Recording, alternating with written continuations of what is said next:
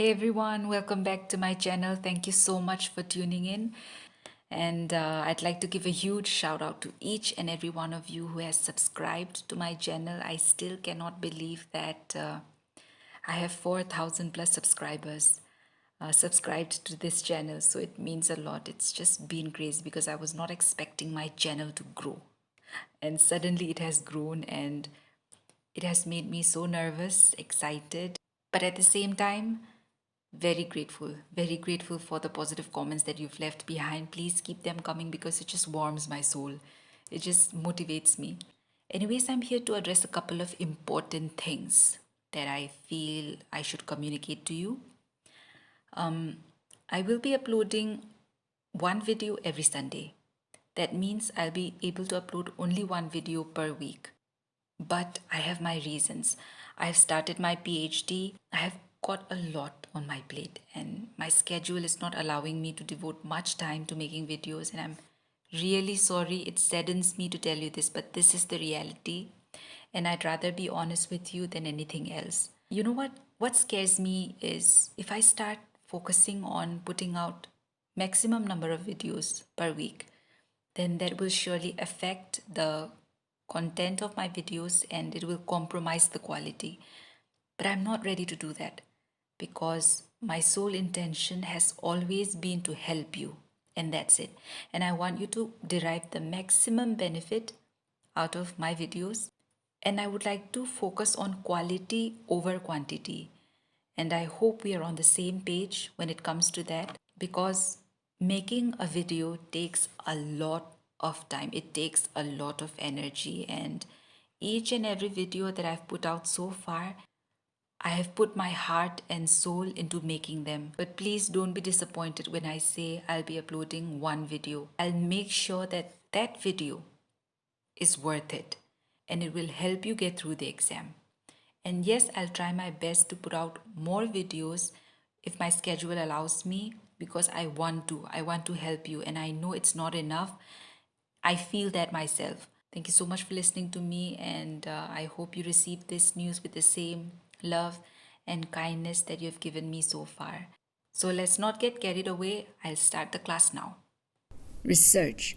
So, research is made up of two words, re and search. Re meaning again, search meaning to find out. So, I'll not get very technical here with the definition of research because it's not that important from the exam point of view. They'll not ask you the definition of research and anything like that. So, let us just try to understand what research is in the most simplest manner. So, I'll explain it to you.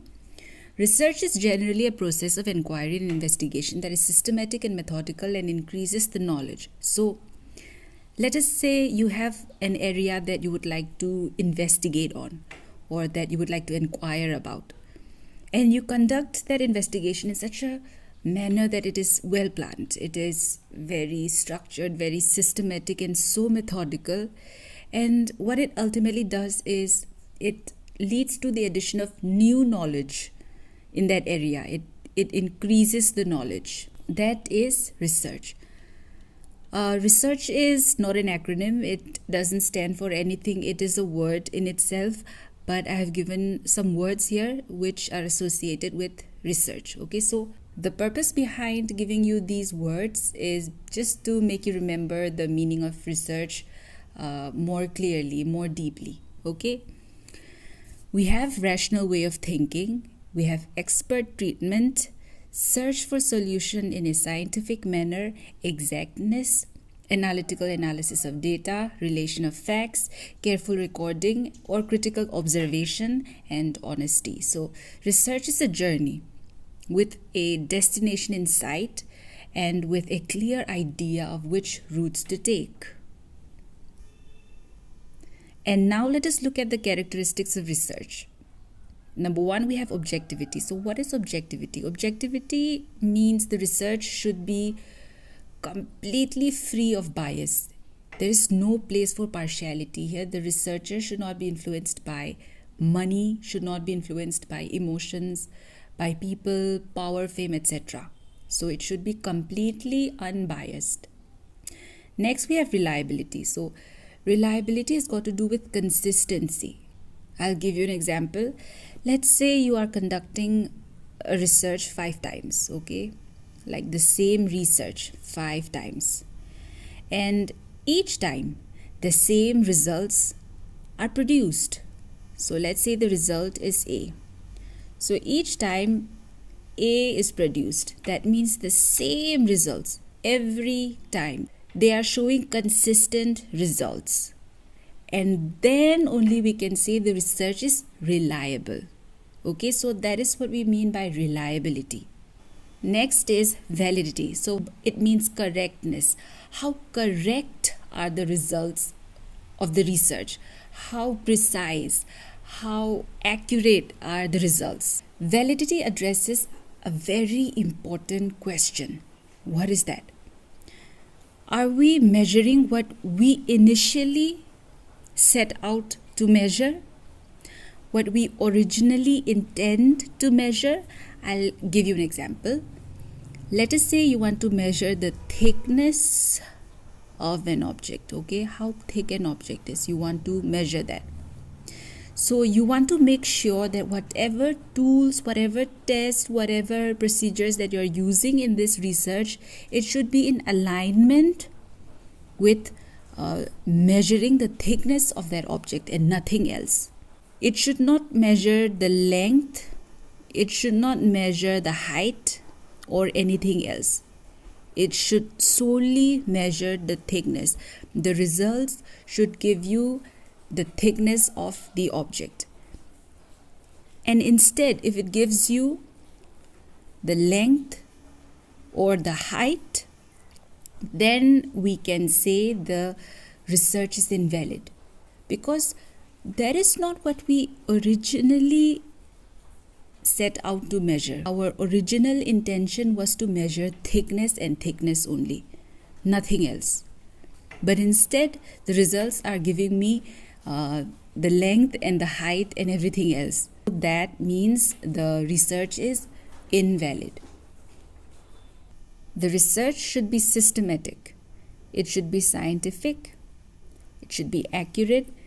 Accuracy means correctness. How precise are the results? How precise is the research? And we have credibility. Credibility means the research should be trustworthy. Okay? How much can we trust the research? And the research should be empirical. Empirical means it is based on real life experience. And it should be logical and replicable. When a research is replicable, it simply means that the research is very credible and it can be reproduced by another researcher in another area. It becomes a sound foundation for other researches to build on. And now we have steps of the research process. So this is quite important because it is asked in the exam. First, you have to select a research problem. Obviously, you have to identify an area of interest that you'd like to work on. And next, you have to review the literature. That means you have to dig up whatever existing literature there is in that particular field, in that particular area, and you have to read the papers, the articles, go through journals, books, so that you have an idea about how much work has been done in this area and how much more work can be done. And then next you have to formulate your hypothesis. So this is quite a big chapter. I will have a separate lecture for this. And next you have to prepare a research design. So what is that? It is like a roadmap to carry out your research. It is a step-by-step approach, and it addresses questions like, what is the scope of my research study? What type of data is to be collected? Okay? And what methods should I use? And here you'll start considering the objectives of your research study. And what research design helps us achieve is it makes the research very efficient. It makes sure that we have optimum utilization of the resources available, maximum information with minimal expenditure, time, and money. Next, we have methods of data collection and research tools design. you have to find out what kind of methods to use for data collection. Should I use questionnaire or should I use interview and stuff like that. And next we have sampling process. Sampling process is also another big chapter. We'll have a separate class for this. And then after sampling process is done, you have to do data collection. And after that, we have analysis of data and then the stage of hypothesis testing. Whatever hypothesis that you formulated at the first stage, you have to test all of them and see which hypothesis should be rejected and which hypothesis can be accepted. And we'll have a separate lecture for this as well. And next we have interpretation of data, and then at last you have to write your research report. Which of the following sequence of research steps is nearer to scientific method? Suggested A, suggested solution of the problem. No. Any research process doesn't start with a suggested solution of the problem. That is just wrong. D, identifying the causal factors. No. D is also wrong. So it could be either B or C. Let us see. Perceiving the problem situation. C, defining a problem. So the very first step to any research process is becoming aware of a problem area, a problem situation. And then only you can start defining the problem. That is why C is not correct, B is correct. Which sequence of research steps is logical in the following list? A, B, C and D. D is here in the next slide.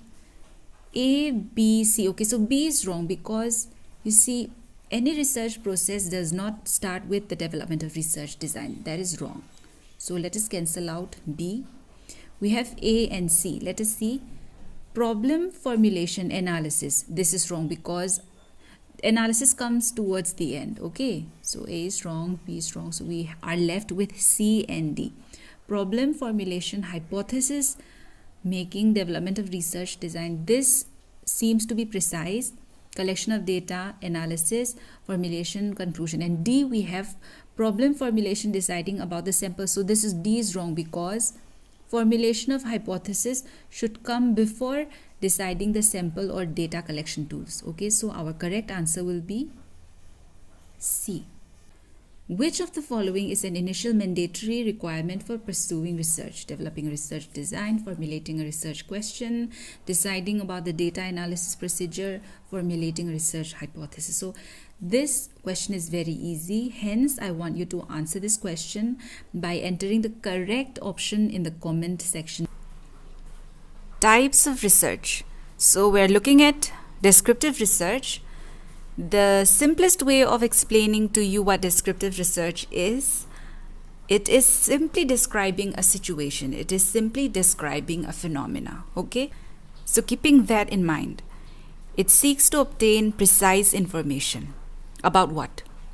Concerning the current status of phenomena, and you have to draw valid general conclusions from the facts that you have discovered from observing that phenomena. Okay? The information is collected without changing the environment. That is, nothing is manipulated. It is you simply observing the situation.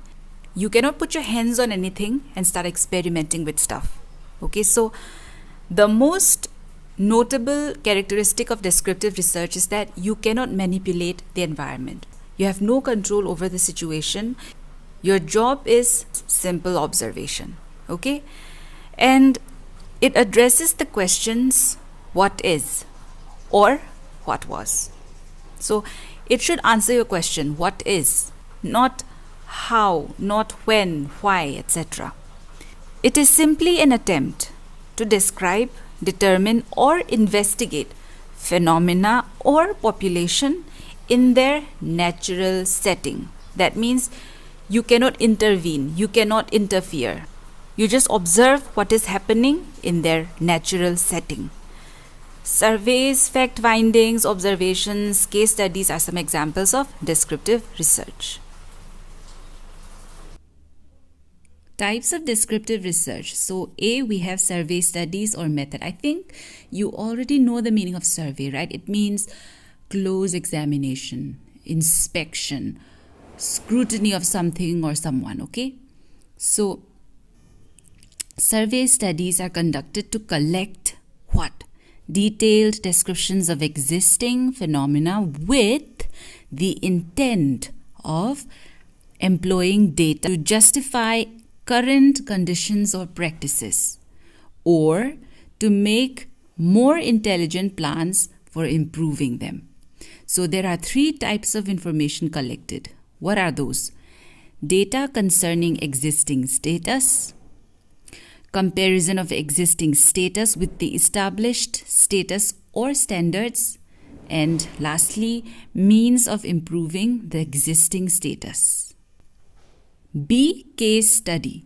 So the researcher attempts to examine an individual or unit in depth. Okay?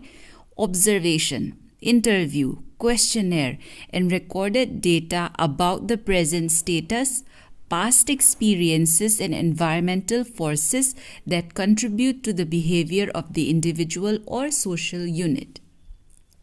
The analysis helps the researcher to construct a comprehensive and integrated picture of the unit. So when we say case study, we are usually talking about an individual or a unit, okay? And when we talk about survey is more extensive, more broad, while case study is like more intensive and more narrower, okay? So that is the difference. C, correlational studies. So correlational has the word correlation in it.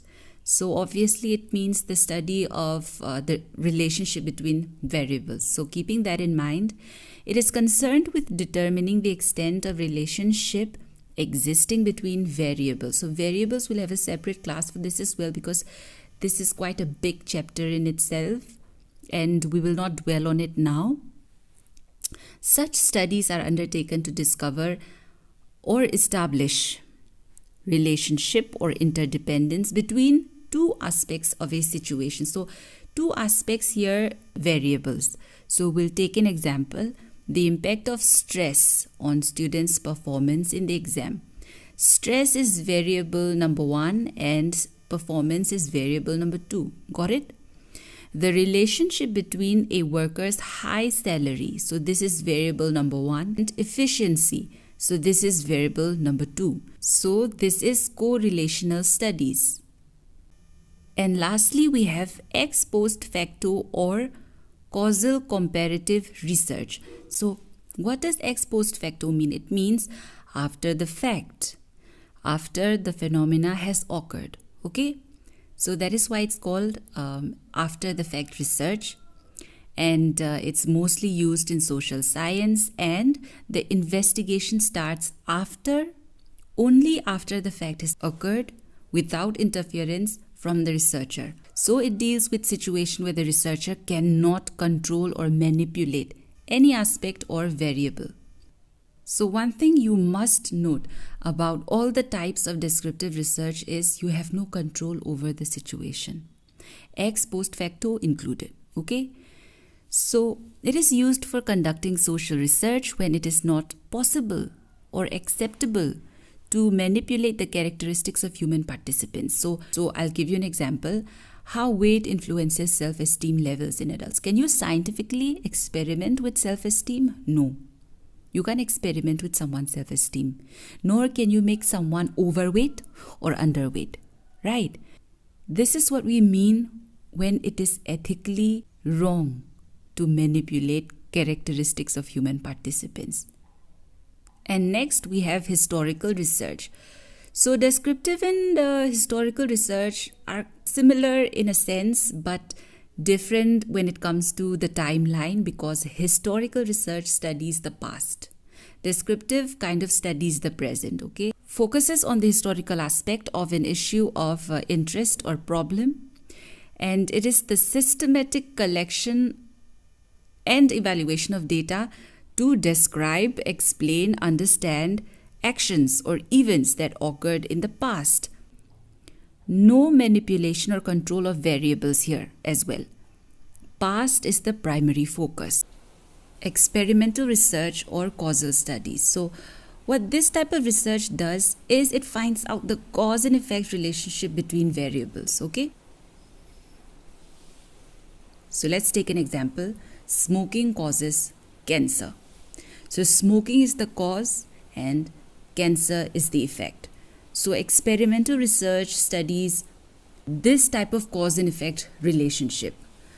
So when we say experimental research, the most important thing to note here is the researcher will manipulate the independent variable and study its effect on the dependent variable. That means the researcher will always have control over one variable for sure. Okay, he has control, he can manipulate this variable. And what he does is he will study, he will find out what is happening, what effects are happening on dependent variable because of independent variable. There are 4 essential characteristics of experimental research: control over the situational variables, manipulation of variables, observation of the study subjects in the experiment, and replication of the studies. So always remember these 4 characteristics of experimental research and the fact that the researcher will always have control over independent variable to study the effect on dependent variable.